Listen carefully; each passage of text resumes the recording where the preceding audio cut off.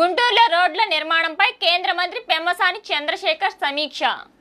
గుంటూరులోని స్థానిక Shankaran mini meeting హాల్లో పంచాయతీ రాజ్ మరియు రహదారుల భవనాల శాఖ రోడ్ల నిర్మాణాలకు సంబంధించిన అంశాలపై కలెక్టర్ తమీం అన్సారియాతో కలిసి గ్రామీణ అభివృద్ధి కమ్యూనికేషన్ శాఖ కేంద్ర సహాయ మంత్రి డాక్టర్ పెమ్మసాని చంద్రశేఖర్ సమీక్షా సమావేశం నిర్వహించారు.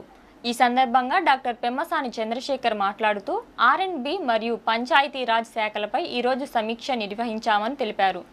PMGSY రూట్ 3 పనులు ఇంకా పెండింగ్లో ఉన్నాయని, కొన్ని గ్రామ పంచాయతీ భవనాలు శాంక్షన్ అయ్యాయని పేర్కొన్నారు.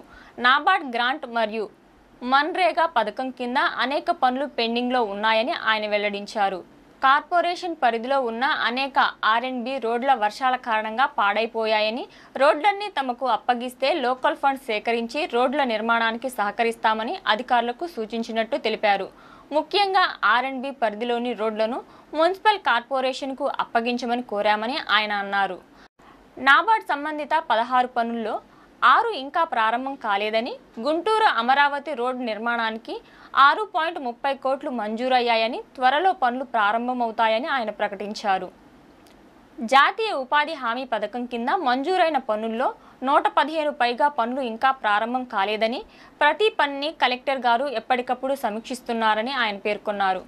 వర్షాల కారణంగా రోడ్లన్నీ గుంతలు పడుతున్నాయని, అందరూ సహకరిస్తేనే సమస్యలు పరిష్కరించగలమని ఆయన పిలుపునిచ్చారు.